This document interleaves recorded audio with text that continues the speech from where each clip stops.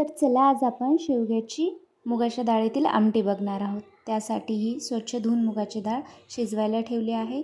त्यावरील सफेद पाण्याचा तवंग काढून घेतलेला आहे।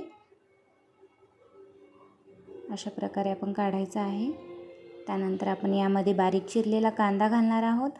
बारीक चिरलेला टोमॅटो घालून घ्यायचा आहे आणि शेवगा घालून घ्यायचा आहे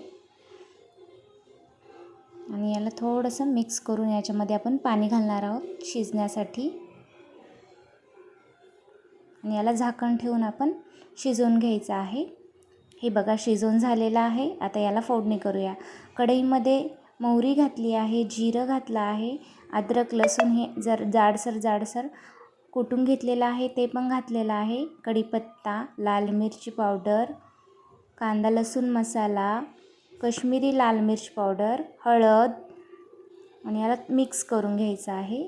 आता यामध्ये आपण कोथिंबीर घालणार आहोत आणि शिजवून घेतलेली आपण मुगाची डाळ आणि शेवगा घालून घेणार आहोत।